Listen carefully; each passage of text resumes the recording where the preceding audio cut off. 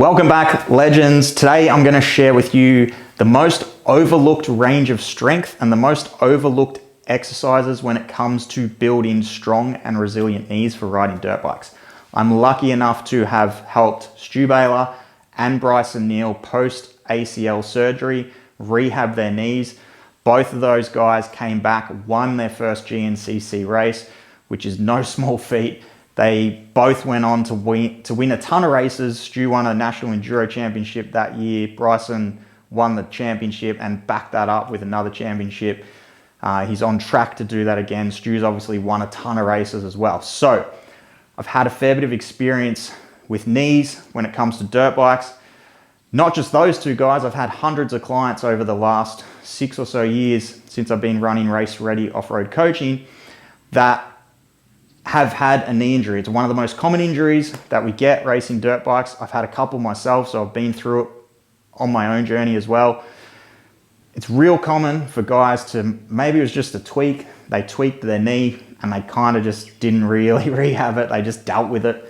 Or maybe they did have a full ACL reconstruction and they just had a poor rehab process. They never really got it back to where it needed to be. 2, 3, 4 years later, they're still having trouble with it. So when I speak to these guys, it's quite common that what we're going to talk about today, which is inner range hamstring strength, is largely overlooked. It's super simple, pretty basic stuff, but it gets overlooked in most people's, not just knee rehab, but most people's strength and conditioning programs as well. So it's one of the staples that we include in the race ready programs for all my clients. So today I thought I would run you through just a few of the exercises that I use for my clients to build strength in that range. So of course, inner range hamstring strength we're talking about is the hamstring pulling the knee into flexion. So obviously we use our hamstrings for hip extension, kind of like all that stuff we spoke about last week on the episode about the attack position, RDLs, hip hinges. The hamstrings obviously cross two joints, so they also flex our knee. So where that comes into play on our dirt bike, think about when you stick your leg out to go around a turn, every time you put your leg back on, that's inner range hamstring strength. When we're in that attack position, if we get thrown forward on the bike, our hamstrings are like brakes for our knees. Our hamstrings stop our knees from getting put into hyperextension. So we not only is this a range of strength that we want to be training if we have had an injury as a rehab process, it's an imperative range of strength that we need to be strong in to meet the demands of racing dirt bikes. So we'll start. We've got a couple of props. Today we're going to use a foam roller. I guarantee this will be the best use of a foam roller that you will see on YouTube today, without a doubt. So very simply, this would be like a very entry-level exercise, potentially in a warm-up, or if you have suffered a knee injury recently, you've got fluid in your knee potentially, this would be a really good entry point. The main thing you've got to think about whenever we have had an injury, any injury for that matter, but particularly around the knees, there's going to be inhibition there, where the brain is going to downregulate that signal from the brain to the muscle. That's why we get that instability and that weakness. So what we're looking to do as quick as possible post-injury is to maintain and improve the strength of that neural drive. So we're trying to increase that signal from the brain, so it's that mind-muscle connection thing. We're trying to keep these hamstrings fired up. Of course, we're doing it with the quads as well, but for this particular episode, what we're focusing on today is the hamstrings, because again, like I say, most people overlook it. So a real simple one, this is just a heels to butt exercise. So simply here, I could lay on the floor. All I'm thinking about here is pulling my heel into my butt. So this is an entry-level position that would feel quite safe and achievable if you did have some fluid in your knee, potentially after a knee injury. We could progress that by coming up into a bridge. So we're holding a bridge, extending the hips up, and then pulling the heels in. So I'm getting an isometric contraction there, and the hamstrings are a little bit more intense. We can start, say, 5 seconds. We can build up to 10 seconds. We could build these up to 20, 30 seconds at a time. Then another little layer of intensity would be putting the heels on the foam roller like this, bridging up, and again, we're pulling that foam roller towards my butt, so I'm getting that isometric contraction.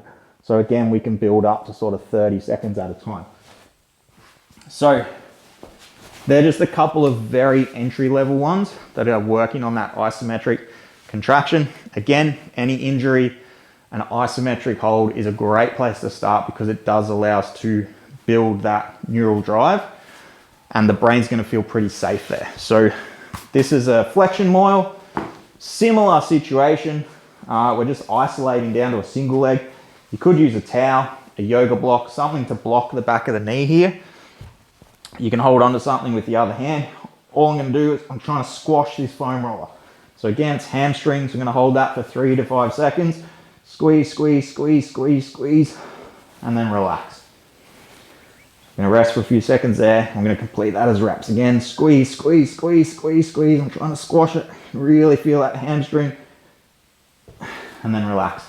So we might complete that for a series of reps, potentially 5 reps at a time. Then we will take the block out. We're going to go into some pulses. So pulsing up, 3 to 5 reps there. And then on the final rep, we would hold that 5, 4, 3, 2, 1. So quite common. They look very basic, these exercises. That one in particular, the moil, most people will experience cramping the first time they do that exercise. It's just a sign, if you do cramp in that range, that your hamstrings just haven't been exposed to tension in that inner range. They're a little bit underdone, a little bit weak. So it's just, you just got to sort of move through that, maybe dial the intensity back a bit. You should see that subside if you did it like 2 to 3 workouts in a row. You should see that cramping subsides. So they're just a couple of good isometric ones. Then we would progress to something like a banded hamstring curl. So it's a little bit isometric as well, but we are sort of moving the knee a little bit more, but we're doing some isometric holds. I like to perform it on a bench. Give this band a little bit of a twist so it doesn't slip off your foot as easy.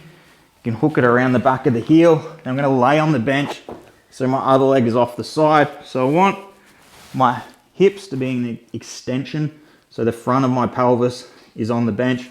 We don't want to be like this, like up here with the hip off the bench. We want to be nice and flat. And then all I'm trying to do, I'm going to plantar flex, so I'm pointing my toes up and then I'm pulling that in. Hold that for 3 to 5 seconds again. So again, you might start out here. Your entry point might be further out. We want to get to a point where we can close that right up, get past 90 degrees and hold that position. Again, you can see I was lifting my hip off the bench a little bit there. So then we would move out, relax, come back in, hold that position for 3 to 5 seconds. We would complete that. Initially, your volume might be pretty low, say 5 reps with a 3-second hold. We want to build that up. We want to be getting up to like 12, 15 reps at a time. So we're really looking, again, pulling that knee into that inner range of flexion. It's going to feel, if you have had an injury and you've got fluid in your knee, you're probably going to feel a lot better pulling your knee into the flexion with fluid in the joint, using the hamstring like that, as opposed to squatting into flexion. If you've got fluid in your knee, you're not going to be able to push into that end range under flexion without like a lot of discomfort. So that's why when it comes to squatting, we regress a lot of our squatting movements for knee clients, where they might perform a box squat, they might perform a split squat where the knee's not getting into that as deep a range until the fluid sort of subsides. However, most people will feel like they can get deeper into that knee flexion range, and it sort of builds confidence in that knee flexion range.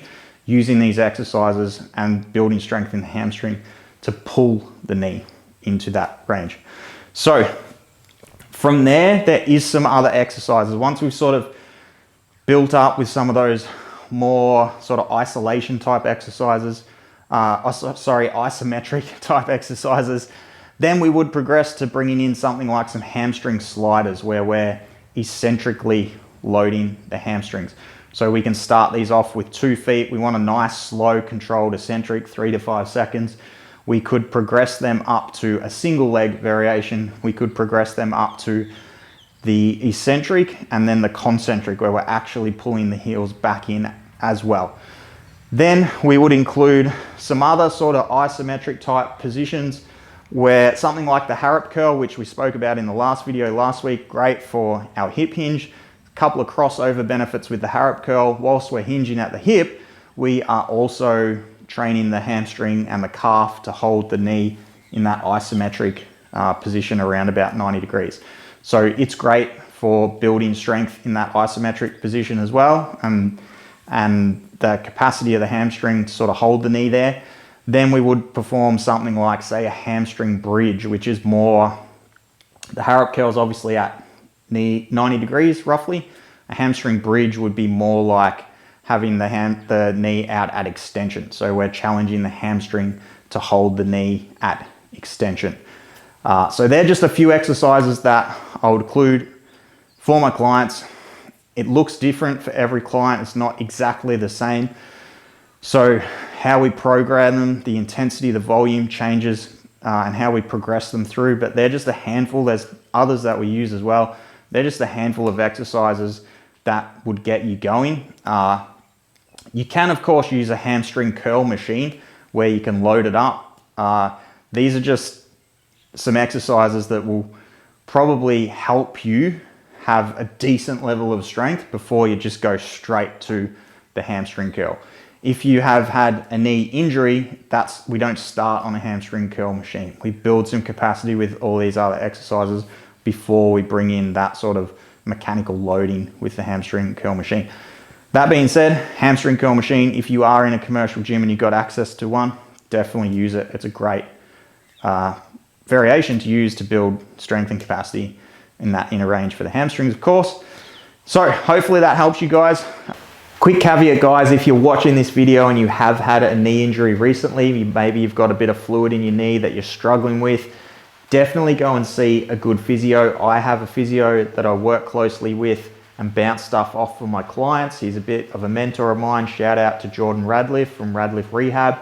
We work closely together. Any of my clients who are going through an ACL reconstruction, he can provide testing for them at his facility, so we make sure that they have achieved the required levels of strength in all of the ranges that they need to before we get them back on the dirt bike. So how do you know if you've got a good physio? That thing right behind me there, it's a squat rack and a barbell. A good physio, they will take you from their office straight out into the gym in the same facility, and they will run you through all of the exercises. They will get you moving under load. It's obviously not going to be a heavy barbell straight off the bat, but it's not just bands and body weight. It's about getting strong, and a good physio will have a facility where they can take you straight out into the gym and show you all of the movements and train you through your program. So I hope that helps. Thank you for watching, and we will see you on the next episode.